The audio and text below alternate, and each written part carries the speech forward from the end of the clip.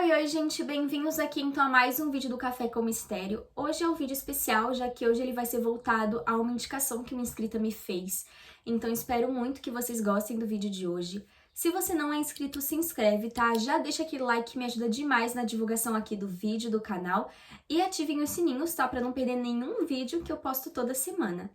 E é isso, gente, sem mais delongas, vamos pro nosso vídeo de hoje.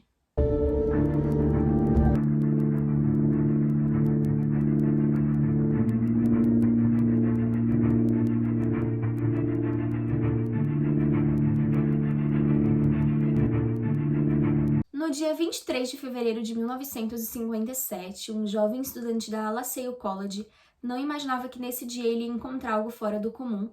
Ele estava andando próximo ali ao lado da estrada de Susquehanna, que fica na Filadélfia, quando ele se deparou com um coelho entrando em uns arbustos ali naquela área, e aquela área era conhecida por montar armadilhas para coelhos, para animais, então ele ficou preocupado com o coelho e foi atrás dele nesses arbustos, nessa mata. E o que ele encontrou, gente, não foi o coelho. Ele encontrou um cadáver humano. Ele, a princípio, até achou que era uma boneca, mas na verdade era o corpo de uma criança. O homem rapidamente fugiu do local, ele ficou desesperado, então ele não foi até a polícia. Só no dia seguinte que ele foi à polícia e contou sobre a sua descoberta, e assim se deu início a um dos casos mais misteriosos dos Estados Unidos, que segue sem solução até hoje. A polícia então chegou no terreno baldio e viu um cadáver de uma criança dentro de uma caixa de papelão, que estava deitada de lado com uma das extremidades aberta. No meio da mata, em Fox Chase, na cidade de Filadélfia, foi encontrado o corpo de um garoto. Ele tinha pouco mais de 1 metro de altura e pesava menos de 14 quilos, o que é muito pouco para uma criança dessa altura. Seu corpo pálido e nu estava enrolado em um cobertor. Os cabelos do garoto também estavam recém-cortados e possivelmente foi depois da morte, já que tinham muitos tufos ali de cabelos presos ao corpo do menino, e as suas unhas também tinham sido cuidadosamente cortadas. A 5 metros da caixa, eles também encontraram um boné de veludo cotelê azul e encontraram também um caminho na mata que ia direto da caixa à tampa dela. Uma autópsia foi realizada então pelo médico legista, o Dr. Joseph Spellman. Ele descobriu que o menino tinha a idade ali entre 4 e 6 anos. Ele tinha olhos azuis, cabelo loiro claro, que havia sido raspado rente ao crânio. A causa da morte foi uma surra severa no rosto e no corpo do menino, e ele não tinha sinais, marcas de vacinação, o que sugere que ele nunca havia sido matriculado em uma escola. O Dr. Spellman também descobriu que os pés, as solas dos pés do menino estavam enrugadas, o que quer dizer que ele ficou por um longo período de tempo embaixo d'água antes de sua morte. Também tinham evidências de que o menino foi morto por um traumatismo craniano que ele sofreu, provavelmente feito por um instrumento rombudo. Rombudo é algo grosseiro, gente, é algo difícil de penetrar na pele, etc. Mas também havia uma chance de que o dano que ele sofreu tivesse sido por uma pressão que foi causada com ele na cabeça dele, por exemplo, por alguém apertando muito a cabeça dele de uma forma assim cruel, muito forte. O menino ainda apresentava sinais de desnutrição e tinha cicatrizes cirúrgicas no tornozelo e na virilha, além de uma cicatriz em forma de L sob o queixo dele, e seus olhos mostravam sinais de que ele recebia tratamento para alguma condição crônica que ele tinha. Também foi encontrada uma substância escura em seu esôfago, mas ele não tinha comido antes da sua morte. O garoto na caixa, como ficou conhecido, estava dentro de uma caixa de papelão de um berço vendido pela JCPenney, uma cadeia de lojas de departamento. No início, a investigação se concentrou na caixa em que o menino foi encontrado. A caixa JCPenney foi uma das 12 vendidas na cidade de Upper Darby, que, assim como a Filadélfia, ficam no estado da Pensilvânia, entre dezembro de 1956 e fevereiro de 1957, que foi quando encontraram o menino. Quem comprou o berço pagou em dinheiro, não deixando nenhuma identificação, já que não foram deixadas impressões digitais na caixa também. O próximo passo era investigar o cobertor que o menino estava enrolado. O material dele era barato, de flanela de algodão, e tinha sido lavado e remendado recentemente. O Instituto Têxtil da Filadélfia descobriu que a manta foi feita em Shenandoah, na Carolina do Norte. Porém, muitos cobertores idênticos àquele foram criados, foram vendidos, então era impossível para a polícia descobrir em que local aquele cobertor exato que o menino foi encontrado tinha sido vendido. A última peça de evidência em que os investigadores puderam se concentrar foi o boné azul encontrado lá naquele local abandonado. A etiqueta dentro do chapéu levou a polícia ao Robbins Eagle Hat and Cap Company, na Filadélfia. A operária ali do local afirmou que apenas 12 dos chapéus de veludo cotelê haviam sido feitos, mas ela se lembrava daquele boné especial por causa da tira de couro que ele possuía. O comprador havia comprado sem a alça, mas alguns meses depois ele voltou para ter o couro costurado. Então disseram aos detetives que ele era um homem loiro em seus 20 e tantos anos e que se parecia com as fotos do garoto na caixa, mas a loja não tinha registro do nome ou endereço do homem. As digitais do menino foram tiradas, mais de 400 mil pôsteres com seu rosto foram distribuídos, foram divulgados. A cena do crime foi revistada por 270 recrutas da Academia de Polícia, mas nenhuma prova definitiva foi identificada. A polícia tentou descobrir a identidade do garoto, mas nenhuma criança com aquelas características estava na lista de desaparecidos. Depois eles ainda buscaram por impressões digitais em hospitais, mas nenhuma correspondia com a do menino. Uma fotografia post-mortem do menino foi divulgada, ou seja, uma fotografia feita depois da morte, indicando como ele seria se ainda estivesse vivo, como última tentativa de identificá-lo. Usando a foto então que tiraram do menino, a polícia da Filadélfia ganhou mais de 10 mil panfletos para distribuir pela Pensilvânia e Nova Jersey. Quando não houveram resultados, o número foi levado para 300 mil folhetos, entregues para os clientes com suas contas mensais de gás, em supermercados, seguradoras e associações de farmacêuticos. Apesar de todos os esforços, sua identidade nunca foi determinada e permanece assim até hoje, 64 anos depois. Uma testemunha então apareceu e disse que um dia antes do corpo ser encontrado, viu uma mulher e uma criança aparentemente ali machucada pela estrada e perguntou se eles não precisavam de ajuda, mas a mulher assinou negativamente. A polícia então investigou a fundo as famílias da região, principalmente aquelas que tinham muitos filhos, mais filhos do que poderiam sustentar. Alguns rumores até levaram a mulher que possuía 9 filhos, e quando uma das filhas dela morreu, ela até respondeu por uma acusação, já que ela jogou a filha dela no lixo quando morreu, de causas naturais, mas realmente não tinha nenhuma conexão, nenhuma prova, que ligasse realmente ela ao caso, então não tinha o que fazer. Em março de 2016, o Centro Nacional para Crianças Desaparecidas e Exploradas lançou uma reconstrução facial forense da criança. Com ela, é possível então imaginar como o garoto era enquanto ainda estava vivo, com seus cabelos intactos. A instituição ainda adicionou o garoto em seu banco de dados. O menino, ainda sem identificação, foi enterrado em um cemitério público em 1957, 5 meses depois dele ter sido encontrado. Dinheiro suficiente foi levantado para doar uma lápide que dizia, abre aspas, Pai Celestial, abençoe este menino desconhecido, fecha aspas.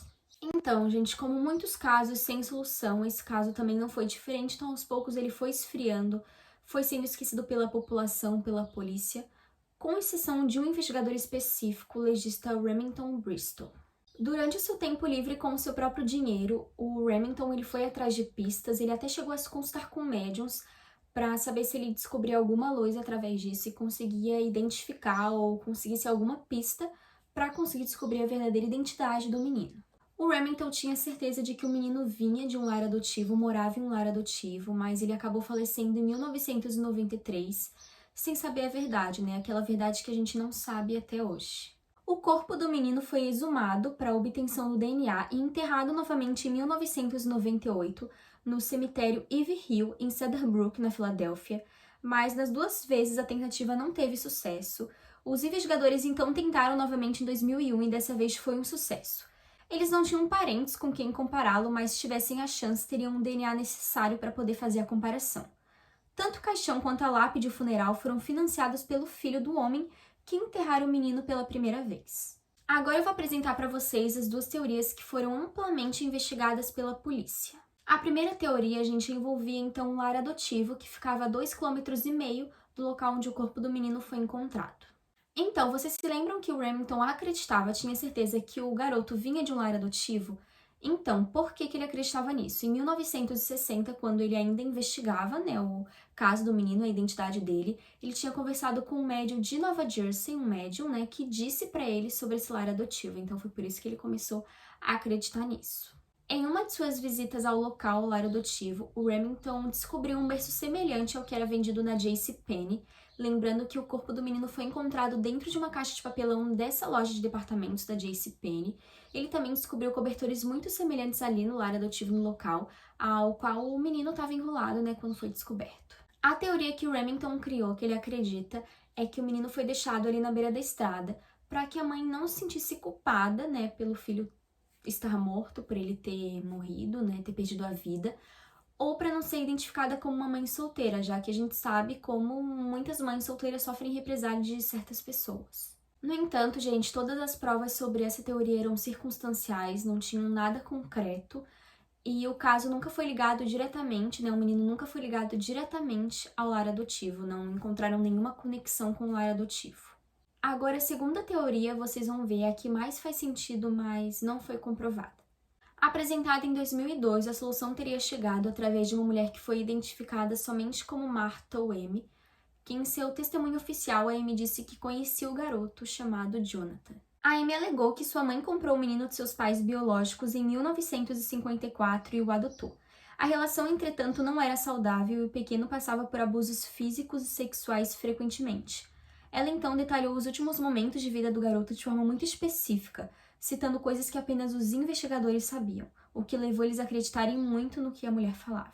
Segundo a mulher, o menino teria vomitado os feijões de sua última refeição, coisa que irritou muito a mãe dela, então ela desferiu diversos golpes no menino que bateu a cabeça e ficou inconsciente.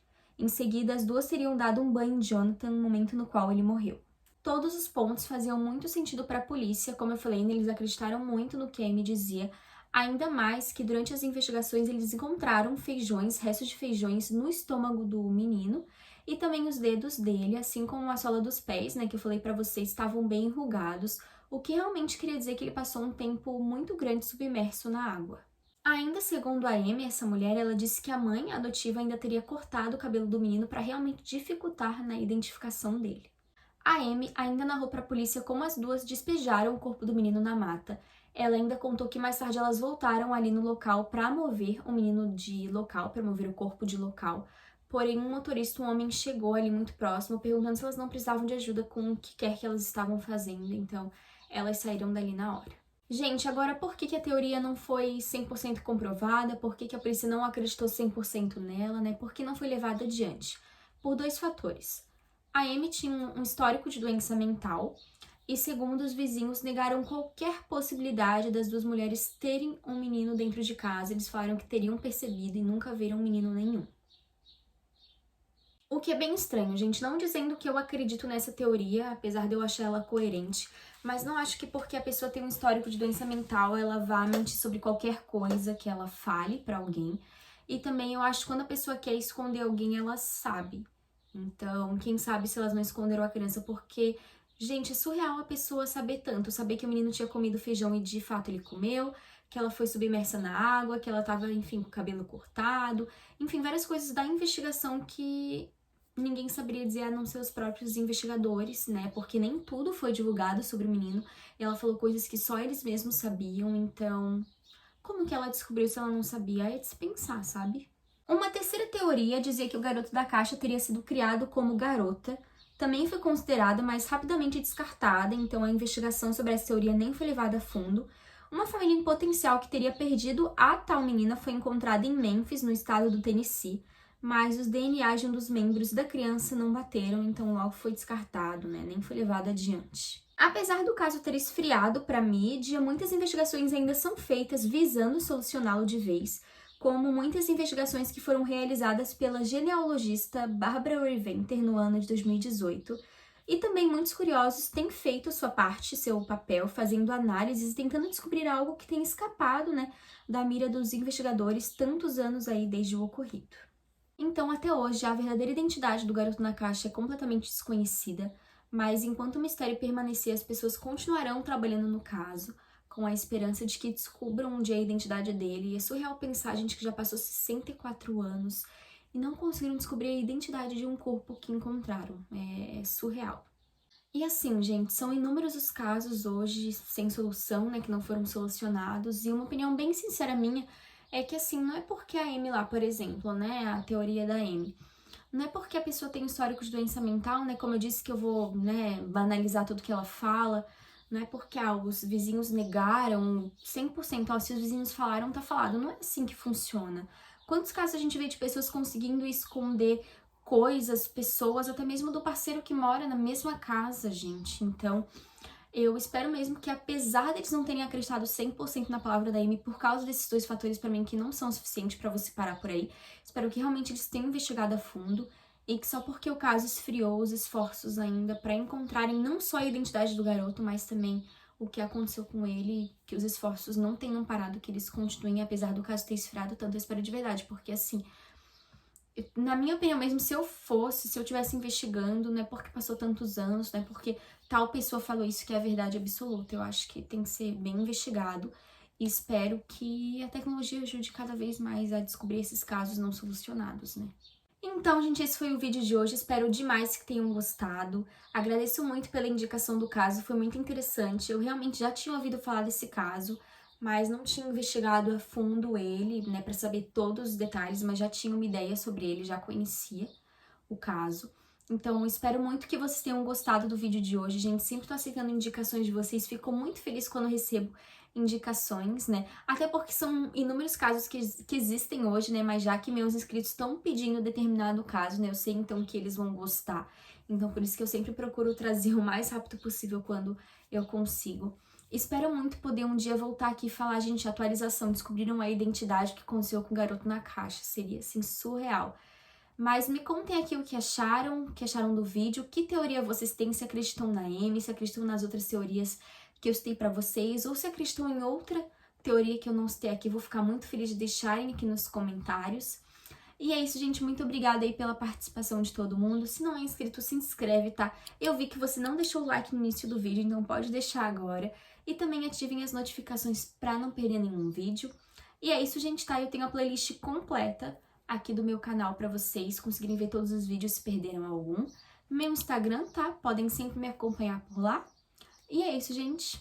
Até o próximo vídeo.